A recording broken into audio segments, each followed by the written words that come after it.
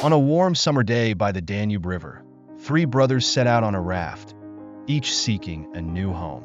As they reached the other side, they prepared to part ways, each driven by his own dreams. Zvonimir, the blonde-haired brother, declared his intention to find his love by the sea, proclaiming, "Love isn't for sale, nor can it be bought. Those who cannot love should not set off." He journeyed towards Dalmatia, where the Adriatic awaited. The brown-haired brother, Dusan, sought a southern village where he hoped to find love and community. Waving goodbye, he recited, "Far away, beyond the sea, lies my village and my love." With that, he marched towards the fertile plains of Sirmia. Finally, the black-haired Simeon, enchanted by the melody of a kavol, turned southwest. A kavol is playing, up and down, near the village. "I will go to it," he said, bidding his brothers farewell as he made his way to Thrace. This fictional tale symbolizes the migration of the Slavs into the Balkans during the late antique period. Known as the Sclavenii to the Byzantines, their arrival profoundly transformed the cultural and ethnic makeup of southern Europe. The Balkans, long a crossroads of empires, became home to diverse ethnicities that shaped the rich cultural tapestry of modern Europe. But how did the Slavs achieve dominance in this historically contested peninsula? What factors led to their migration, and what were the far-reaching consequences of their arrival? Join us as we delve into the journey of the Slavs to the Balkans and the transformative legacy they left behind. Beginnings of the Slavic descent into the Balkans. It was during the 6th century CE that tribes now identified as Slavic by modern scholars began to appear in the writings of Eastern Roman historians like Procopius and Jordanes. These historians described the Slavs as living along the fringes of the Eastern Roman Empire, in what is now modern Ukraine and Central Europe. Among the tribes mentioned were the Ontes and the Veneti, who often appeared in connection with the nomadic Avars, a powerful confederation. The Eastern Romans utilized these groups as foederati, auxiliary allied troops, relying on them to fend off more hostile invaders from the north. Who these tribes truly were remains a matter of speculation, but it is believed that they began their gradual migration into the Balkans during this period. Under Emperor Justinian, the Byzantine Empire reached the height of its military and political power. However, following Justinian's death, the empire descended into a period of crisis, creating opportunities for groups like the Avars and Slavs to exploit the weakened defenses. Once vassals of the Byzantines, these groups began raiding and plundering the wealthy imperial territories to the south. The organization of these incursions remains unclear, whether they were coordinated efforts or spontaneous attacks, but Byzantine sources frequently reference these raids. A pivotal moment came during the Byzantine-Sassanid War, 602 to 626 CE, when the Avars, now commanding a formidable khaganate in Central Europe, leveraged their Slavic allies in campaigns against the Byzantines. Together, they besieged major cities such as Thessaloniki and even threatened Constantinople itself. In the aftermath, some Slavic tribes broke away from Avar control, establishing settlements across the Balkans, including regions that would later become Bulgaria. These events marked the first wave of Slavic migrations into the peninsula. The second wave, a subsequent wave of Slavic migration, occurred during the 8th century CE, as various tribes sought new opportunities and territory in the Balkans. These migrations, layered over earlier settlements, would eventually shape the ethnic and cultural landscape of the region for centuries to come. The Slavs exploit Byzantine weakness as the Byzantine Empire grappled with the challenges of early Islamic expansion and frequent raids along its northern borders. Its control over the Balkans weakened, providing an opportunity for Slavic tribes to settle deeper into the region. The Slavs capitalized on this instability, migrating southward into the peninsula with relative ease.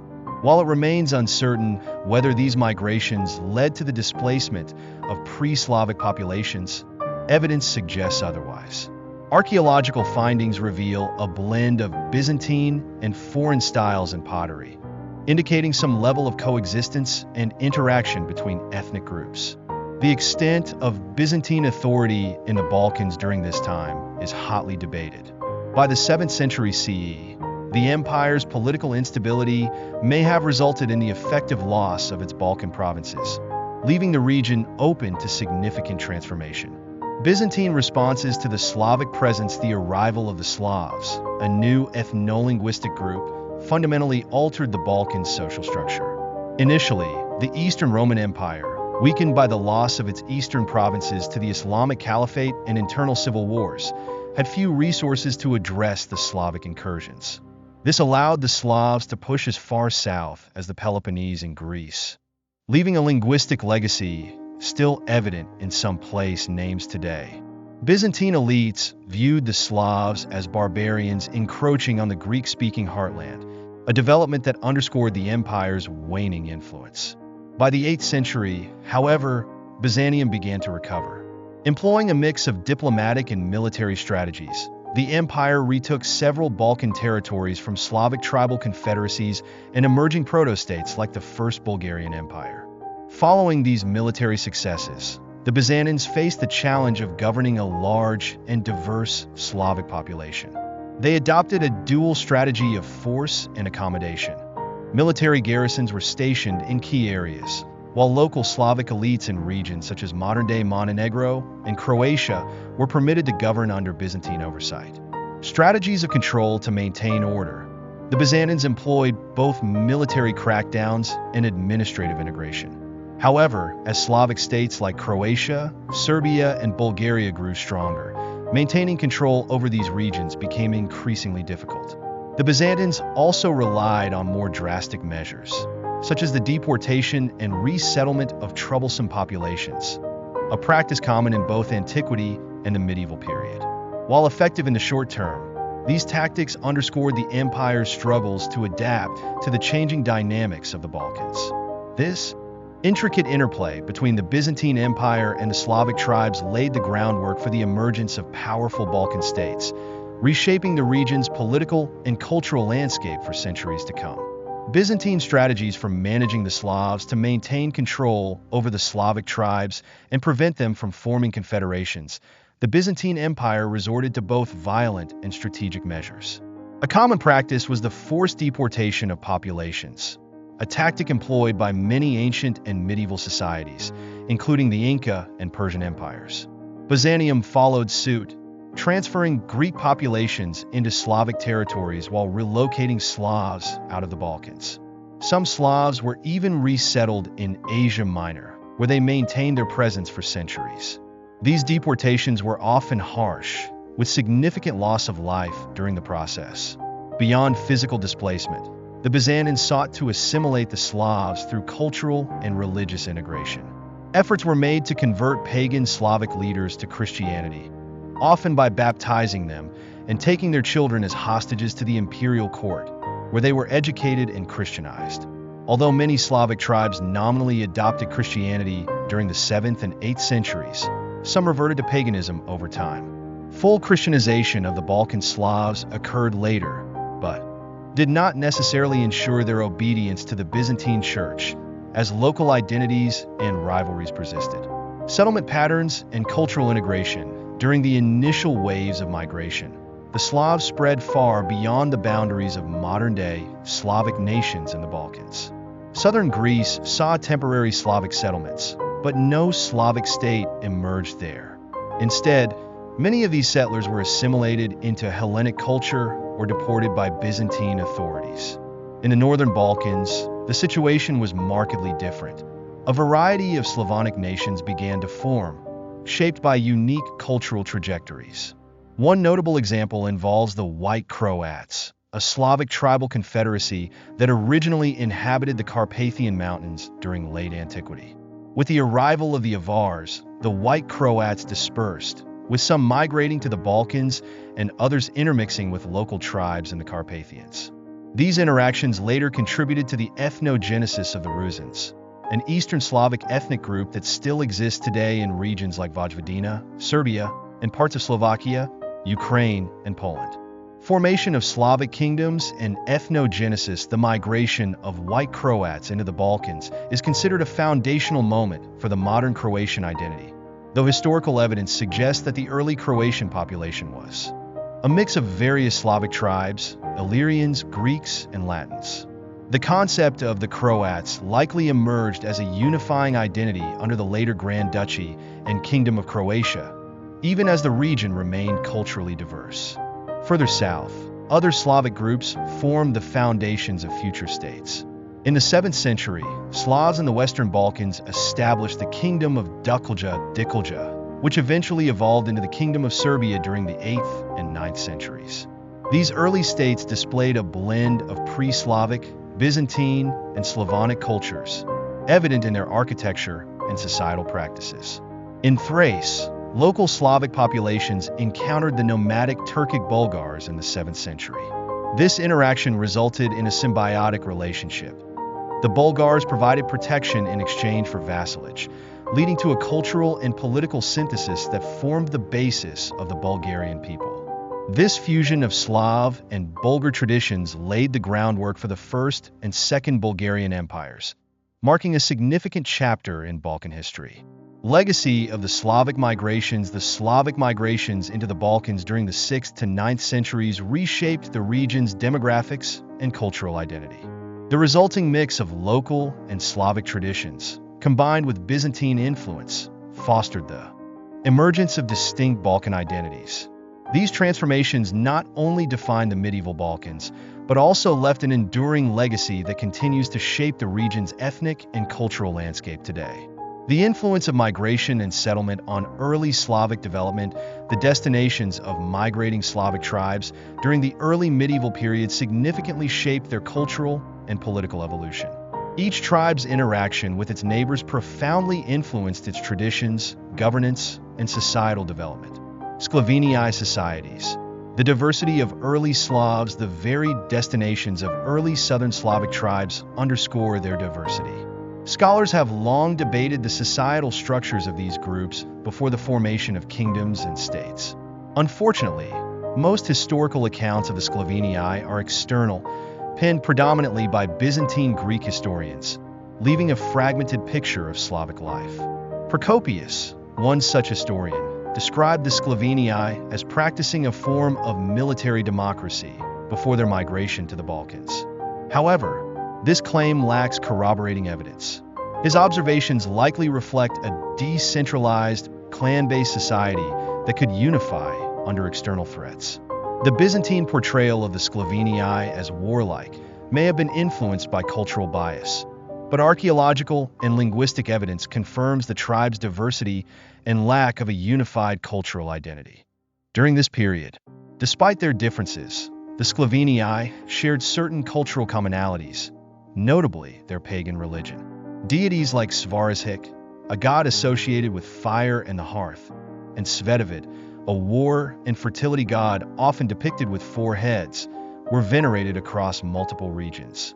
These shared beliefs suggest a common spiritual framework that connected disparate Slavic groups. As the Slavs migrated into the Balkans, their customs and traditions began to intermingle with those of the region's existing populations, including Illyrians, Thracians, Greeks, and Latin-speaking communities.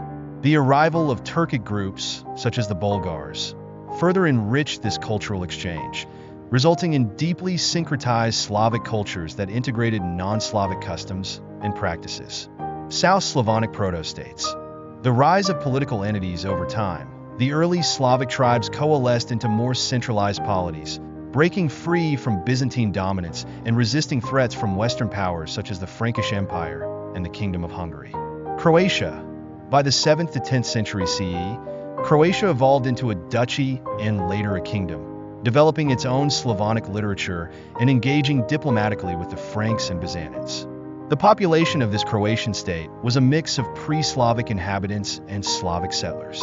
Religious tensions arose as the Croats navigated between the Catholic West and Orthodox East, ultimately aligning with Catholicism after the Great Schism of 1054. This decision spurred debates over whether to use Latin or Slavonic in liturgical practices. Despite these challenges, Croatia cultivated a sophisticated culture influenced by Slavic, Byzantine, Hungarian, Germanic, and Italian traditions. By the 10th century, Croatia was annexed by Catholic Hungary, aligning itself firmly with Western Europe. Bosnia. In contrast, Bosnia occupied a more fluid geopolitical space. Between the 12th and 14th centuries, it developed into a quasi-independent Banate and later a kingdom.